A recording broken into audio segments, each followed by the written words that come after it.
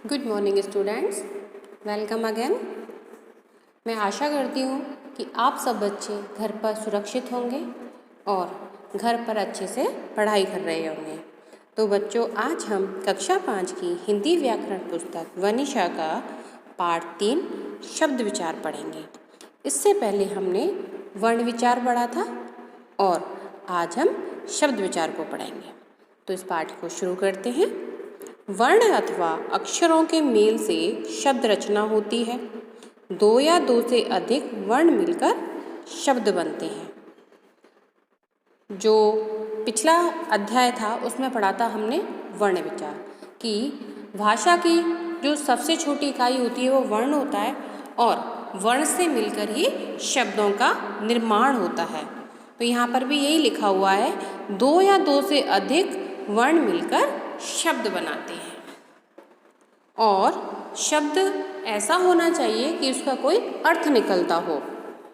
इन शब्दों का कुछ अर्थ भी अवश्य होना चाहिए। जैसे यहाँ पर आपकी पुस्तक में 3 चित्र दिए गए हैं। पहला है घोड़े का है, दूसरा एक पुस्तक का है और तीसरा टेलीविज़न का है। अब हम देखेंगे और इसमें लिखा हुआ है, ऊपर के चित्रों में घोड़ा, पुस्तक और टेलीविज़न कुछ ऐसे शब्द हैं जो कई वर्णों के योग से बने हैं। जब घोड़ा एक शब्द है, जब हम इसके वर्ण को अलग अलग करेंगे तो वो किस प्रकार से बनेंगे, ये देखिए।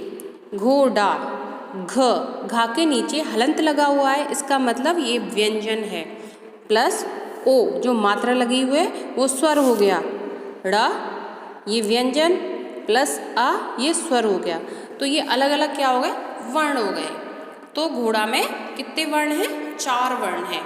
इसी प्रकार पुस्तक प, उ, स, त, अ, क, अ, तो इसमें 7 वर्ण हैं।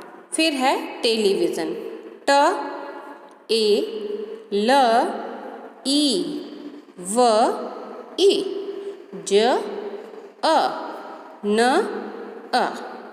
तो इसमें कितने वर्ण हैं, 10 वर्ण हैं। उपर्युक्त शब्दों का कोई ना कोई अर्थ भी निकलता है। तो इसकी शब्द विचार की परिभाषा क्या है, दो या दो से अधिक वर्णों के सार्थक मेल को शब्द कहते हैं।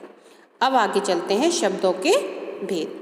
शब्द को निम्नलिखित आधार पर 4 भागों में बांटा जा सकता है। उत्पत्ति के आधार पर, रचना के आधार पर, प्रयोग के आधार पर और अर्थ के आधार पर। अब हम जो शब्दों के भेद हैं उसका पहला भेद है उत्पत्ति के आधार पर।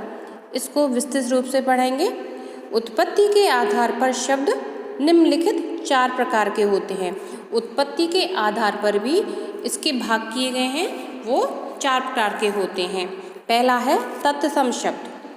तत्सम शब्द 2 शब्दों के योग से बने हैं। तत् का तात्पर्य है उसके तथा सम का अर्थ है समान। जो शब्द संस्कृत भाषा से लेकर हिंदी भाषा में मूल रूप से प्रयोग किए जाते हैं उन्हें तत्सम शब्द कहते हैं। जो संस्कृत भाषा के शब्द थे उनका प्रयोग हिंदी में किया जा रहा है, किंतु उनमें कोई परिवर्तन नहीं हुआ है, वो ज्यों की त्यों प्रयोग में लिए जा रहे हैं। वो कौन से शब्द हैं, वो तत्सम शब्द हैं। जैसे कंटक, कंटक का मतलब होता है कांटा, कंटक जिव्या जीव, कपोत कबूतर, भागनी बहन, अंगुष्ठ अंगूठा, हस्त हाथ, दधी दही आदि। अब है तद्भव शब्द। तद्भव शब्द 2 शब्दों के मेल से बना है।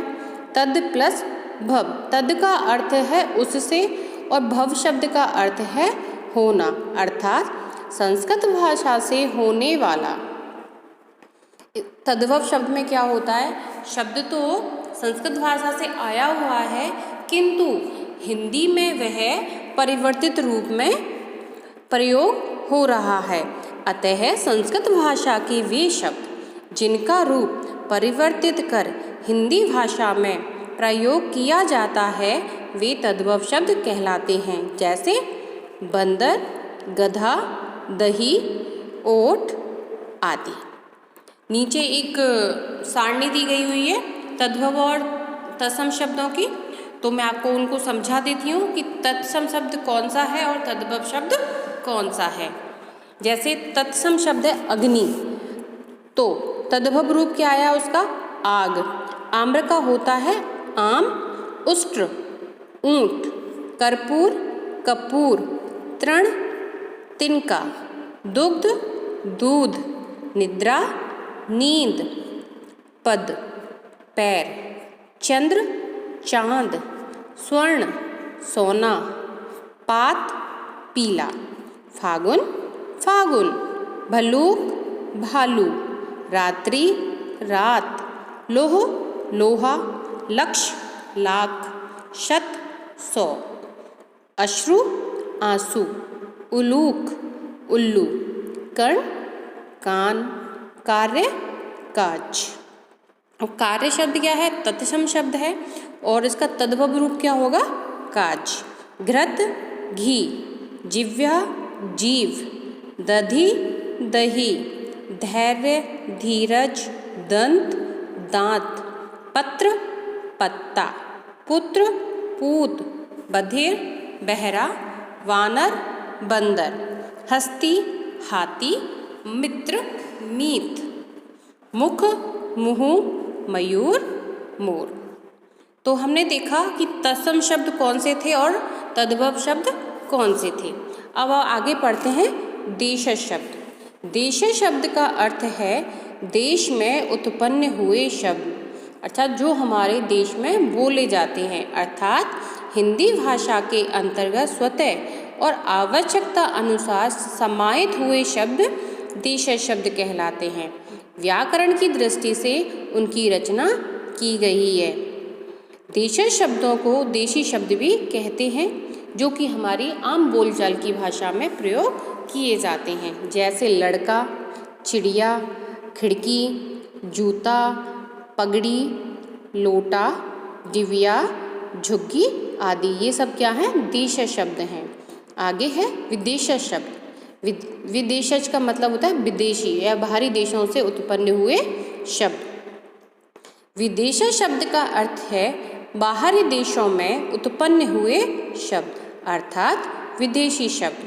अंग्रेजी, जापानी, अरबी, फारसी, तुर्की, यूनानी, चीनी आदि विभिन्न भाषाओं के जिन शब्दों का प्रयोग हिंदी भाषा में किया जाता है, वे शब्द विदेशज या विदेशी शब्द कहलाते हैं।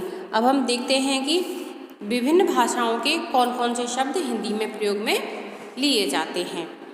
अंग्रेजी भाषा है, उसके कौन से शब्द हैं जो हिंदी में प्रयोग में आ रहे हैं? डॉक्टर, थर्मामीटर, कंप्यूटर, गैस, बस, क्रिकेट, फुटबॉल, टॉफ़ी, रिक्शा आदि, ये सब कहाँ से आए हैं? अंग्रेजी भाषा के शब्द हैं ये। अब जापानी भाषा के शब्द कौन कौन से हैं? जुनून, कानून, अमीर, गरीब, दवा आदि। फिर है अरबी भाषा के शब्द किताब, अंजाम, शादी, आबादी, अंगूर, मामला आदि। फिर है फ्रेंच, अंग्रेज, कार्टून, इंजीनियर, कारतूस, पुलिस आदि। फिर है तुर्की भाषा के शब्द कैंची, कुली, कुर्ता, लाश, खच्चर, चाकू आदि। ये कौन सी भाषा के शब्द हैं? तुर्की भाषा के। अब है पुर्तगाली भाषा के शब्द कौन कौन से हैं, इसको देखते हैं। फीता, चावी, बाल्टी, आलपिन, साबुन, तंबाकू आदि, ये सारे पुर्तगाली भाषा के शब्द हैं। अब देखते हैं रचना के आधार पर शब्दों के कौन कौन से प्रकार हैं। ये 3 प्रकार के होते हैं। पहला है रूढ़ शब्द, यौगिक शब्द और योग रूढ़ शब्द। अब रूढ़ शब्द क्या है? वे शब्द जो किसी सामान्य अर्थ में हमेशा से प्रयुक्त होते हैं, जिनके टुकड़े करने पर भी कोई अर्थ नहीं रहता, उन्हें रूढ़ शब्द कहते हैं। कोई सामान्य अर्थ वाला कोई शब्द है, लेकिन उसका जो हम उसके उनको खंडित करेंगे उसके, तो उसका कोई अर्थ नहीं निकलेगा, तो वो कौन से शब्द कहलाएंगे? रूढ़ शब्द कहलाएंगे। ये शब्द परंपरा से एक निश्चित अर्थ प्रकट करते हैं, जैसे खिड़की, लड़की, सेना, तोता, कमरा। पर हम इनका अर्थ तो है, किंतु जब हम इनके टुकड़े करेंगे तो इनका कोई अर्थ नहीं होगा। अब है यौगिक शब्द। यौगिक शब्द का अर्थ है योगों से बनने वाले नवीन शब्द, अर्थात जो शब्द दो या दो से अधिक शब्दों के मेल से बने हों, यौगिक शब्द कहलाते हैं। इन यौगिक शब्दों के खंड करने पर सार्थक अर्थ की प्राप्ति होती है। इसका मतलब है ऐसा कोई शब्द जिसके टुकड़े करें तो दोनों टुकड़ों का अर्थ सटीक आए। जैसे विद्यालय, अब हम इसको संधि विकसित करेंगे, संधि प्लस आलय, विद्या प्लस आलय, तो विद्या का प्लस आलय यानी कि विद्या का घर। इसी तरीके से राजकुमार, राजा का कुमार, महाराजा, महान है जो राजा। तो यहाँ पर दोनों खंडों का अर्थ निकल कर आ रहा है। अब है योग रूढ़ शब्द। ये शब्द निर्मित यौगिक शब्दों से ही बनते हैं, पर इनके अर्थ परंपरा से प्राप्त होते हैं। जैसे विषधर का सामान्य अर्थ है विष को धारण करने वाला। अब विष को धारण करने वाला कौन है? शिव। विषधर शिव के लिए रूढ़ हो गया है। इसी प्रकार महात्मा, पीताम्बर, महेश, गजानन आदि और बहुव्रीहि समास के जितने भी उदाहरण हैं वो सारे योग रूढ़ शब्द होते हैं। अब है प्रयोग के आधार पर। वाक्य में प्रयोग के आधार पर शब्द दो प्रकार के होते हैं। पहला है विकारी शब्द और अविकारी शब्द। विकारी शब्द कौन कौन से हैं? चलिए पढ़ते हैं। प्रयोग किए जाने वाले वे शब्द जिनका लिंग, वचन, कारक, काल अथवा पुरुष आदि के कारण परिवर्तन या परिवर्तित हो जाता है, वे शब्द विकारी शब्द कहलाते हैं। ऐसे शब्द जिनका हम प्रयोग कर रहे हैं तो शब्द लिंग, वचन, काल आदि के कारण उनका जो रूप है वो परिवर्तित हो जाता है, तो वो कौन से रूप होंगे? विकारी रूप होंगे। अब वो कौन कौन से हैं? ये चार प्रकार के होते हैं: संज्ञा, सर्वनाम, विशेषण और क्रिया। संज्ञा के शब्द देख लेते हैं हम: लड़का, अध्यापक, भेड़, शेर, कमल आदि। सर्वनाम है मैं, तुम, आप, वह, वे आदि। विशेषण होशियार, लाल, बड़ा, समझदार, सुंदर आदि। क्रिया शब्द हैं पढ़ना, लिखना, आना, जाना, गाना आदि। अब है अविकारी शब्द। अविकारी शब्द का अर्थ है वे शब्द जिनमें किसी प्रकार का विकार ना हो, अर्थात प्रयोग किए जाने वाले वे शब्द जिनका लिंग, वचन, कारक, काल अथवा पुरुष आदि के कारण परिवर्तन नहीं होता है, वे शब्द अविकारी शब्द कहलाते हैं। ये चार प्रकार के हैं। जैसे क्रिया विशेषण शब्द जो है, जैसे धीरे, भीतर, तेज, कल, इधर आदि, ये एज इट इज रहते हैं, इनमें कोई परिवर्तन नहीं होता है। संबोधक, बोधक, बराबर, के, यहाँ, अतिरिक्त, ऊपर आदि। विस्मय आदि बोधक आहा, वाह, अरे आदि। समुच्चय बोधक में अथवा, परंतु, इसलिए और आदि। ये शब्द हर कंडीशन में एक जैसे ही रहते हैं, इनमें कोई चेंजेस नहीं होते हैं। अर्थ के आधार पर देख लेते हैं हम। अर्थ के आधार पर शब्द दो प्रकार के होते हैं। कौन कौन से होते हैं? सार्थक शब्द और निरर्थक शब्द। अब सार्थक शब्द कौन कौन क्या होते हैं और कौन कौन से होते हैं? जिन शब्दों का कुछ अर्थ होता है उन्हें सार्थक शब्द कहते हैं। जैसे फूल, घर, वायु, जल, पुस्तक, पानी, पेड़, कमल आदि। इन उदाहरणों से हम देख सकते हैं कि हर किसी शब्द का एक सार्थक अर्थ निकल के आता है। तो ये सारे क्या हैं? सार्थक शब्द हैं। अर्थात जिन शब्दों का कुछ अर्थ होता है वे सार्थक शब्द होते हैं। अब है निरर्थक शब्द। जिन शब्दों का कोई अर्थ नहीं होता वे कौन से शब्द होते हैं? निरर्थक अर्थ होते हैं बच्चों। जैसे बाना, नाखा, बकान। अब हम इनको एक दूसरे के साथ जोड़ देते हैं, जैसे खाना, वाना, थकान, वकान आदि। ये शब्द अनायास ही हमारे मुंह से निकल जाते हैं, लिखित भाषा में इन्हें कहीं नहीं लिखा जाता है। जैसे पत्ता बत्ता, कच्चा पच्चा, बहुत सारे शब्द हैं जिनको हम एक दूसरे के साथ जोड़ देते हैं, अतः वे कौन से शब्द हैं? वो निरर्थक शब्द हैं। व्याकरण के अंतर्गत केवल सार्थक शब्दों का ही अध्ययन किया जाता है। ये शब्द भी 4 प्रकार के होते हैं। सार्थक शब्द कितने प्रकार के होते हैं बच्चों? 4 प्रकार के होते हैं। कौन कौन से होते हैं? पर्यायवाची शब्द, विलोम शब्द, एकार्थी शब्द और अनेकार्थी शब्द। पर्यायवाची शब्द क्या होता है? वे शब्द जिनके अर्थ में समानता हो पर्यायवाची शब्द कहलाते हैं। जैसे हमने लिया पानी। अब पानी के और भी ऐसे शब्द हैं जो एक ही अर्थ देंगे। जैसे पानी को हम क्या क्या बोलते हैं? जल, नीर, सलिल आदि। फिर है विलोम शब्द। विपरीत अर्थ देने वाले शब्द विलोम शब्द कहलाते हैं। विपरीत का मतलब होता है उल्टा।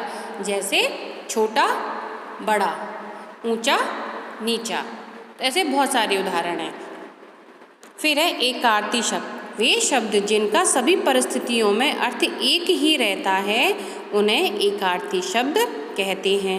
अब है अनेकार्थी शब्द। वे शब्द जिनका अर्थ परिस्थिति के अनुसार बदल जाता है उन्हें अनेकार्थी शब्द कहते हैं। तो बच्चों, ये पाठ मैंने पढ़ाया आपको, शब्द विचार अच्छे से समझ में आ गया होगा। तो इसको आप घर पर और पढ़िएगा और इसको समझिएगा, और जो इसमें मेन टॉपिक्स आए हैं उनको अच्छे से लर्न भी करिएगा। तो एक बार इनको हम दोहरा लेते हैं कि हमने इस पाठ में क्या पढ़ा। 2 या 2 से अधिक वर्णों के सार्थक मेल को शब्द कहते हैं। इस परिभाषा को अच्छे से याद कर लेना बच्चों कि 2 या 2 से अधिक वर्णों के सार्थक मेल को शब्द कहते हैं। शब्दों को 4 भागों में विभाजित किया गया है: उत्पत्ति के आधार पर, रचना के आधार पर, प्रयोग के आधार पर और अर्थ के आधार पर। तो आज ये पाठ समाप्त होता है। धन्यवाद।